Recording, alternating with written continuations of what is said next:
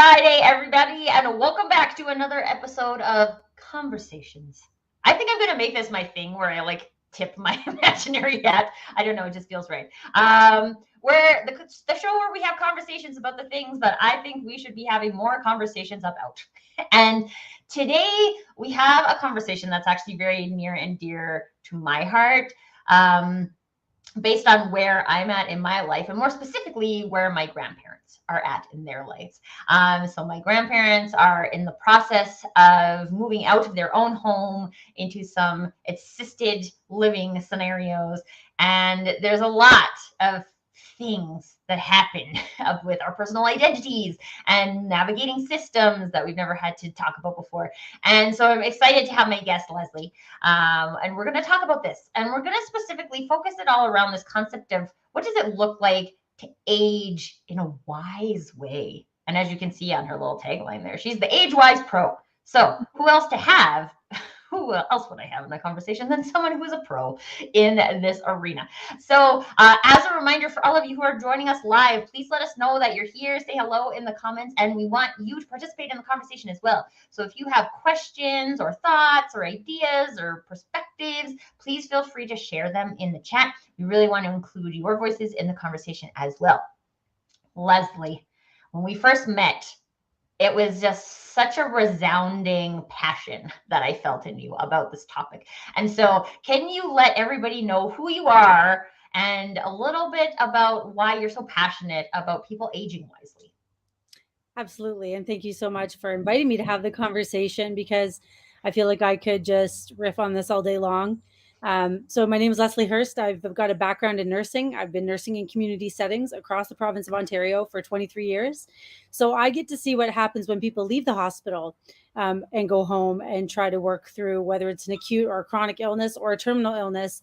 Um, Most people's wish is to stay in their homes. And yes, there are beautiful and, of course, a range of quality of long-term care, retirement, assisted living type settings. But I think we can all agree on one thing, and that's that there's some deficiencies there that were really highlighted over these past few years. In part because those settings are typically, there's a high reliance on family support, even inside of those settings. And when the family was not allowed in, like it really became apparent that for the people whose loved ones are there and they think, oh, good, granny or gramps is all taken care of, that maybe that they're not as well taken care of as we wish they were. And it's through nobody's fault. I think, there's some discussion around whether things are for profit or private. I stay out of that conversation because to me, I don't think that's the difference maker. I think that we approach it from the wrong perspective most of the time, which is to say, we're only worried about one thing, like the showers or the falls. Like the safety is obviously really, really important. But I think when we take a holistic view and really get to know our seniors and get to know their stories and get to know what matters, and if if they, if they could create and write the remaining chapters of their life, what would they actually want? Not what are they supposed to want, not what are they supposed to do, not what do their powers of attorney or kids want them to do. And it's not all about preserving the inheritance. However, I will say that it is important that we take that into account where that's important to my clients. It's important to me. And so we want to help them to do that. But I've met many a senior who says, the heck with that, I want to spend my money. And I say, amen, good for you.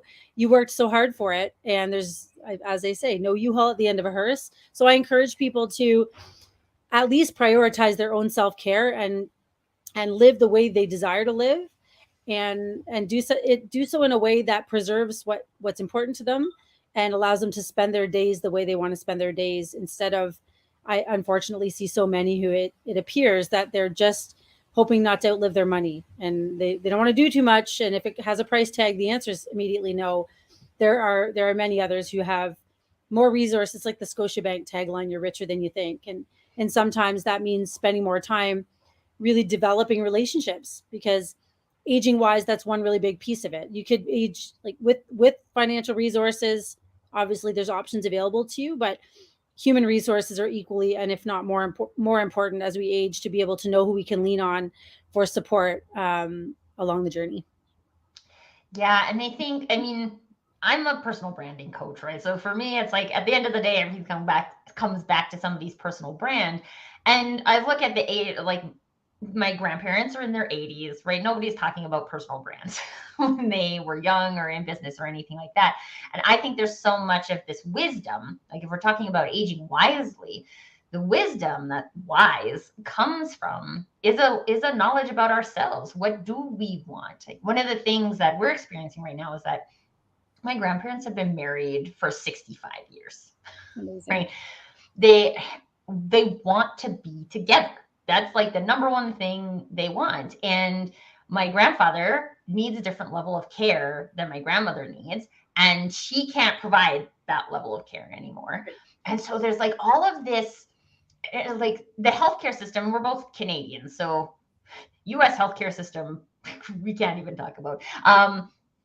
But everything, like you said, it comes back to the safety in the showers and the medical, like the physical support that people need. Mhm. But there's this really important perspective to aging wisely that has to do with our emotional health and tapping into those things that we actually want when maybe we've been spending most of our lives living for other people, taking care of other people. My grandmother's a caregiver, right? Like this is her identity Mhm. for most of her life. And now we're switching into a scenario where it's easy for me to say, you've done so much for other people. We want to do something for you so you can relax and you can take time. And it's like she doesn't even know how to deal with that, like how to comprehend being so different of a person. So, Leslie, can you talk to us a little bit about that emotional transition and some of the things that would be helpful for the support team to be able to listen for or to include in the conversation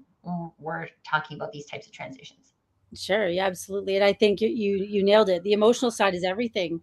I can share like kind of almost through a personal story. I see in 23 years of providing nursing care, I go in and there's doctor's orders to follow, but I can tell you that the majority of the benefit comes from just conversing with a senior, asking them questions about their story, figuring out how they see themselves and why. Um, who matters to them and why. And you're right about the identity piece. Who are they beyond the caregiver? Because if she outlives your grandfather, she's going to want to know what that is. And yet I think that there's, um, in part because I think in that generation, it was like, they work, they raise their family, they get all the kids married off, like they're thriving, right? They're doing the things. And, there's not a lot of, um, introspection, at least not that they had a platform to share on anyways. Like maybe you're on the family dinner table if the conversation went that way, but I think sometimes just having those conversations. And actually one of the things that I'm offering on the launch of my new website are scripts actually to help families to enter into the conversation of how do we get my mom to accept some help, how do we get my dad to consider like letting somebody come in to help, or even to just let's figure out what you actually need. Maybe you don't need anything. Maybe there's ways we can navigate this with and disrupt your life very little, or maybe not even at all, but to just get the words out so that there's clear communication among the family. So I always say to my clients, like, we want you to live as well as you can, as long as you can, and to do it your way and to honor that it might not be my way. It might be very different than how I would do it, but how I would do it doesn't matter. This isn't about, pigeonholing people into one way of doing things. It's like, some people, if they could just get somebody else to handle the meals, everything looks better from there because they really find mealtime to be either daunting, exhausting, or maybe just boring. Maybe they're just tired of eating the same old things and they literally want some spice in life, right? There's a lot of seniors out there living on tea and toast or popcorn for dinner. It's crazy. And in part, especially right now with the cost of things, there's a lot of seniors also really in fear.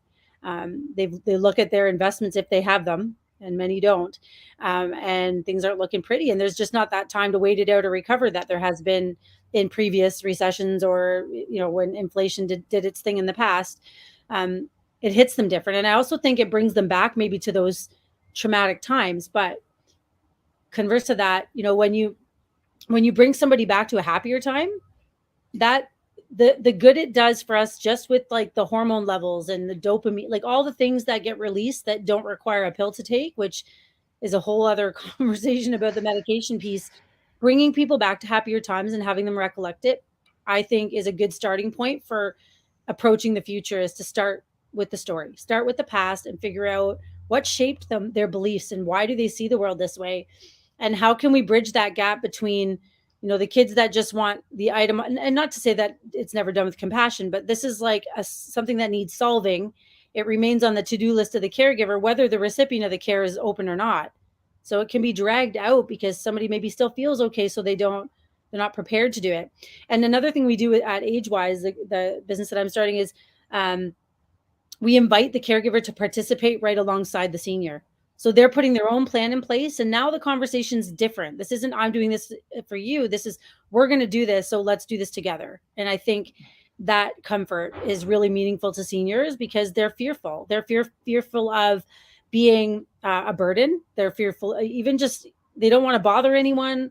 And they most certainly don't, some of these conversations are easier than others. And of course, every story is different, but that's what makes it unique. And I do think our first step in the approach we take is to really collect the story, but to do so in a light way. It doesn't need to be like filling out an arduous form. It's like, tell me about you. And like, just bringing them through something where, yes, we're going to gather a lot of information through the storytelling, but it's not going to feel like a medical history or like heavy, Right.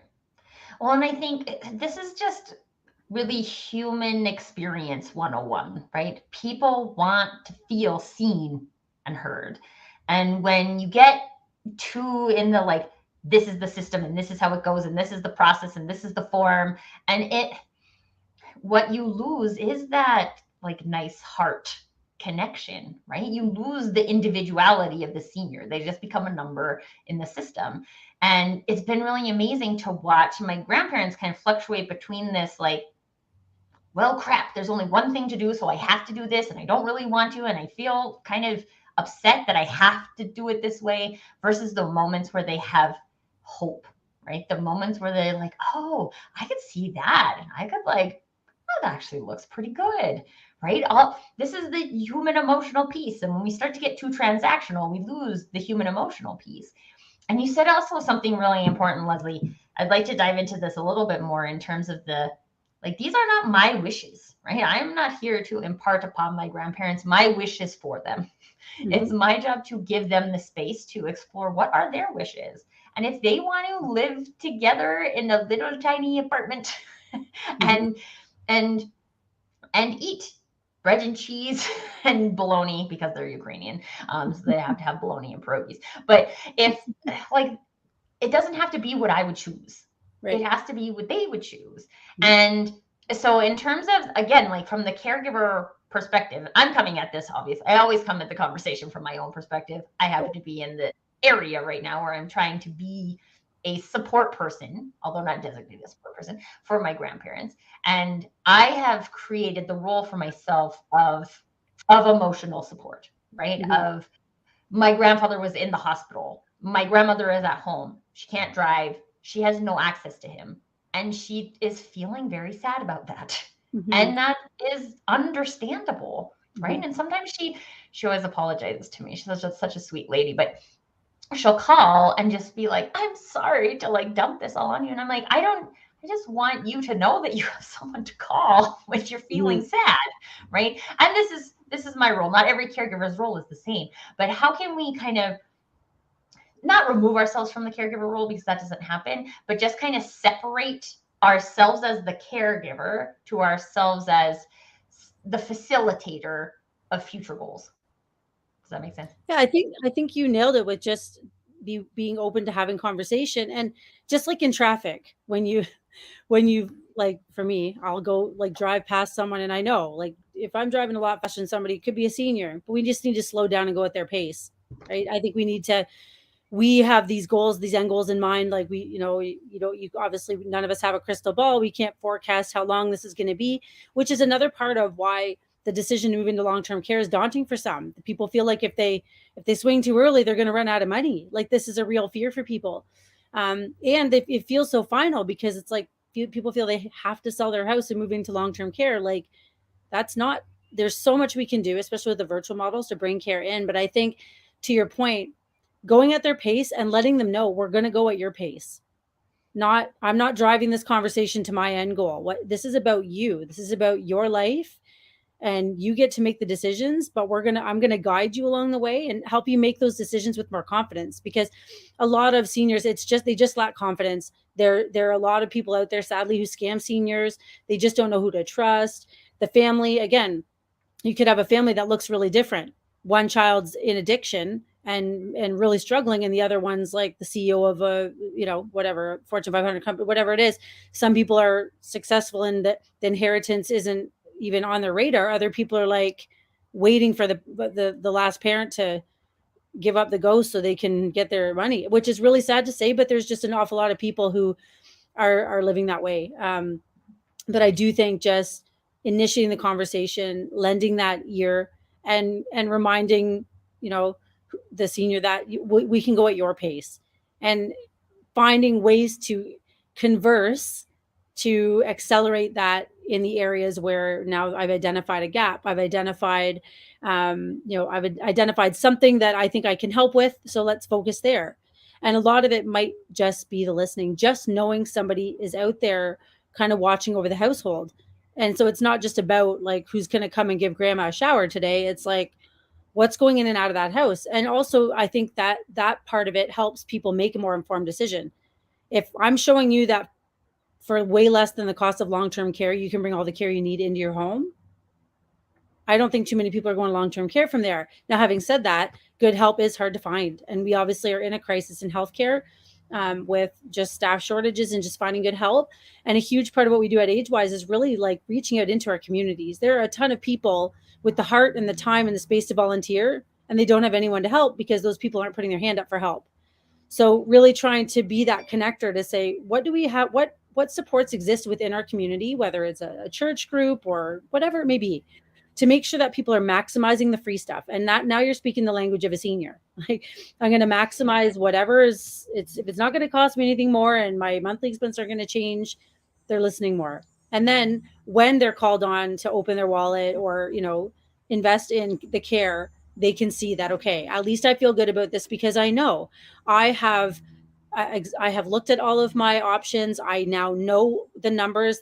This, not just this woman, but the people that are a part of my team are here for me, to serve me, to help me. Nobody here is trying to take advantage. No one's trying to like give me the runaround or, take a little for themselves or whatever the fear is. To say, okay, I look at all the amazing things that are again, here in Canada, covered with my tax dollars. What about my extended benefits and any veterans affairs or different things that people may not even know are available to them? And finding all sorts of ways to help that don't cost money, so that when there are things that do, people are more, at ease about, like they can make that decision with more confidence, I guess what I'm getting to. Right. And it like kind of comes back to that hope piece, right? Like they can see something more than just the transaction that's happening in front of them. And it's a human experience. It creates a feeling, right? And I just love, you said multiple times, Leslie, this concept of conversation, right? And it's, this show is called Conversations. And so this is exactly the point, right? Is that like, how are we, and I think this is something that we can all take away from this conversation today, is like, how are we showing up in conversation? Am I showing up to be curious? Am I showing up to learn? Or am I showing up for my own goals, right? I think they should be here. So I'm showing up and I'm making sure that that is known, right? And it's not that you can't share your opinions. Like, conversations are a two-way street. You can share your opinion as well. But when you share your opinion without listening, then it's just dictation. It's not a conversation. Exactly. So just looking at how you can bring that conversation, I mean, and maybe it's because I'm one generation removed from my grandparents, right? Like my parents are in the middle. They're power of attorney, right? So like they have a lot of tactical things that they're doing. And I have so much curiosity. I'm just like, I want to know about their life, right? And they're like, oh, our life was boring. They had like, my grandfather, like he tried out for the New York Mets. Come on. To be a catcher. And he thinks he has no story. And I'm like, dude, he thinks because he didn't get on the team that he has no story. And I'm like, there's just like so much amazingness when we stop and take a minute to listen to people's stories. The seniors, I think they really do want to be heard. And the other piece about the conversation is it's not a one and done. Like with age wise group, what we do is if people so choose, we're going to be with them till their last breath.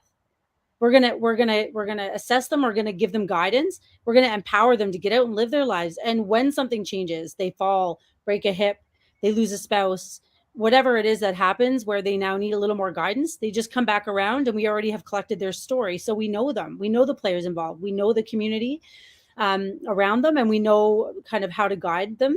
But to know that it's not supposed to, it's not like a sales call where you're gonna get a paying client, deliver on your deliverables, and like say thank you very much. Like that's what I feel in even in healthcare in Canada. Like you could go back to Emerge three times in the same week. They're going to ask you all the same questions. Like just having something so you don't have seniors repeat themselves enough without prompting. We don't need to encourage it. So, we can, get, because we come to the conversation with so much knowledge and rich knowledge about those stories. Like I learned about even my own dad I was visiting my parents quickly on the way out of town. On my way, when I was coming back from Vegas, we came through Sarnia, and I stopped in, and my dad, for whatever reason, had this little folder out with a picture of him from when he was in the Navy. I know very little about my dad's naval story at all. And but I thought this picture was great. So I said, "Can I have this?" Because I've got this little like wall of older family pictures that just my heart is just there, right? And when I got home, my daughter said, "How old was Grandpa in this picture?" And I was like, "Good question." Like he hadn't written the year on it. So she said, "Well, why don't we call him and ask?" So I called, and of course, I don't know what the ratio would be, but my mom answered the phone, and I was like, "Mom, how old was Dad in that picture?" Brooke said, "Why can't we just ask Grandpa?" I'm like, "Good point." So she walked the phone over to my dad, and we had a conversation for about an hour and a half. I learned all about his journey, and that elevated him, and it brought my mom and dad back to a happier time. When they were young and they had the whole world ahead of them, and our memory is a beautiful thing. So when we can tap into that and just feel good more of the time, we're already tipping the balance in the right direction. We'll make better decisions and clearer decisions when we're feeling in a good vibration than when we're feeling in a fearful one. So I think, yeah, the continuity of conversations, and I honestly applaud you because your approach obviously naturally is to have those conversations. And I think that's really what it all boils down to is, as my superpower would be to facilitate those conversations among family, to bridge that gap between generations where it's not that easy to bring this up with your own parent, but this is what I've been doing forever. So I'm happy to do that. And then sort of like bring the parties together and give them some guidance on what needs to be discussed. And I don't need to be a party to every conversation, but at least, things are moving forward. And again, moving forward at the pace that the client is comfortable with. We're never going to force them through the framework. And that's why it's tricky, like with the service agreement, like what time frame is this? Well, it's not finite. It's not, there's no end date. Like we really don't know. So to just for people to know that they've got the support and that they've got it for the long term, I think is really comforting. This isn't going to be a here today, gone tomorrow, or somebody else is showing up next week. It's like the way that we want to operate is that people honestly feel like there's somebody kind of always watching out over them who already knows the deal. And it just it gives not only the client, but hopefully their family as well, a lot of comfort, because, we don't all live locally to our loved ones. Many people are even out of town, might as well be out of country. You can get to another country almost as quickly as you can get to another town if you take the right mode of transport. But it's just, it makes the world feel smaller and us feel closer. And I think that's really important. Yeah, and I think that's the thing, right? It makes people feel closer. And I see that exact thing in your phone call conversation with your father, right? Like how it's easy. All of us could say it's easy, minus whatever emotional things you have going on with your family members. It's easy to pick up a phone and call somebody. My grandma is mostly deaf, so to talk to her on the phone is like a huge disaster. I'm like, you should just text. It would be easier. But like that, and then that ability, or that, what word do I want to use? Investment. I want to use the word investment. That investment of then saying, like, because you could have called him and got the answer and then hung up the phone and got back to whatever you were doing today, because I'm sure you had other things that were happening as well. But to invest that time, an hour and a half, to listen to your father, like how much closeness did that create, right? We're opening the door for closeness. And so if we can all just look at how can we open the door for closeness today, I think that's a great takeaway from this conversation. So Leslie, I know you have some other time urgent things that you have to deal with today. I'm really excited that you still agreed to hang out with this conversation with me today. Where can people find you if they are interested in exploring more about what it looks like to age wisely or about AgeWise Pro? Absolutely. If you Google AgeWise Group, you'll find a toll-free number where a big part of when I was like building this business, I'm like, if I'm dealing with seniors, there can only be two options. Either a human answers the phone or they leave a message and we get back to them. None of this navigating down the push this and push that. Like that's just an immediate hang up. So you can give us a call and we will happily set up a time to have a conversation about your situation with your loved one. And our website is imminent. It's going to be launching so soon. And there'll be options, of course, there. You can find me on Instagram at AgeWise Pro or on LinkedIn, Leslie Hurst, AgeWise Expert. And I honestly can't wait to get to this work into the world and just change the conversation. So I'm so grateful that you facilitated this. I feel lit up and I know that my next task is going to be better for having had this conversation first. And I just want to thank the audience. So anyone who's listening in, very happy for you to just follow, like, and share. Everybody has a senior they love. And if you know somebody who could use our help, we are here to serve and really be for seniors. So thank you.